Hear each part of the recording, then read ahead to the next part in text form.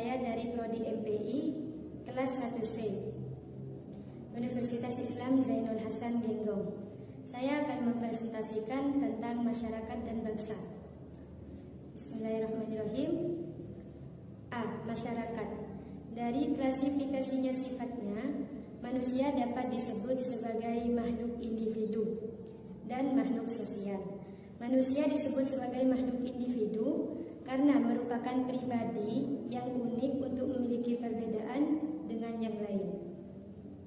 Manusia juga disebut makhluk sosial karena mereka senantiasa membutuhkan manusia lain dalam kehidupannya, seperti tolong-menolong dalam kehidupan sehari-hari.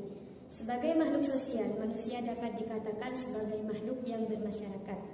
Masyarakat merupakan sekumpulan sekian banyak individu kecil atau besar yang terikat oleh suatu adat atau hukum khas dan hidup bersama.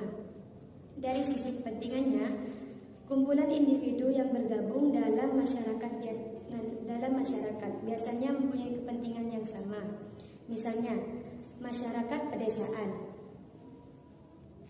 Masyarakat pedesaan, mereka merupakan sekumpulan dari beberapa individu yang hidup di wilayah pedesaan, yang mempunyai pekerjaan, pandangan hidup yang sama, budaya atau adat yang sama. Secara umum, masyarakat dibagi menjadi dua kelompok paguyuban atau kepentingan dan kelompok berdasarkan keturunan atau darah. Sebagaimana individu, satu kelompok masyarakat akan membentuk kelompok masyarakat yang lebih besar. Kumpulan dari beberapa masyarakat kemudian membentuk komunitas yang lebih besar disebut dengan bangsa. Jadi bangsa merupakan sekumpulan masyarakat etnis atau budaya. Yang kedua yakni bangsa. Menyebut bangsa dalam dua pengertian, yaitu bangsa dalam pengertian sosiologis antropologis dan bangsa dalam pengertian politik.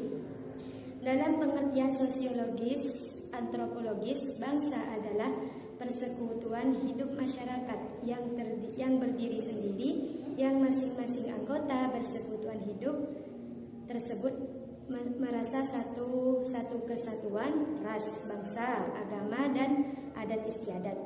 Jadi mereka menjadi satu bangsa karena disatukan oleh kesamaan ras, budaya, keyakinan, bahasa, dan lain sebagainya. Ikatan demikian disebut juga ikatan primordial. Persekutuan hidup sebagai masyarakat semacam ini dalam suatu negara dapat merupakan hidup yang mayoritas dan pula persekutuan hidup minoritas. Satu negara dapat berdiri dari beberapa bangsa. Misalnya Amerika Serikat terdiri dari bangsa Negro, bangsa Indian, bangsa Cina, bangsa Yunani, dan lain-lainnya, yang dahulunya mereka pendatang.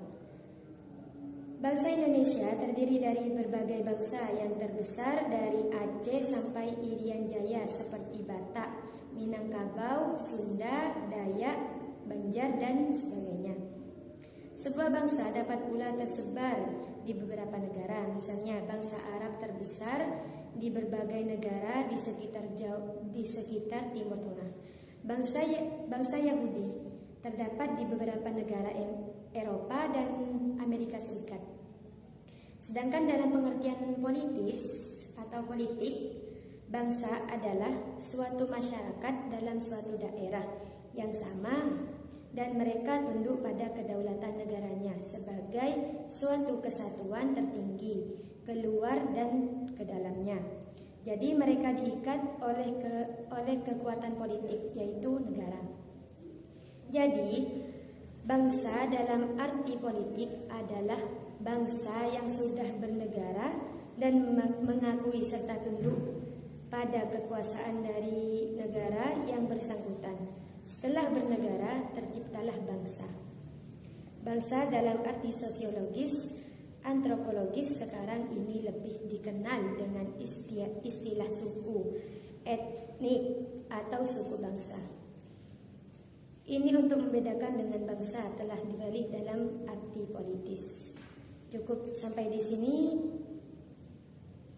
presentasi saya. Wassalamualaikum warahmatullahi wabarakatuh.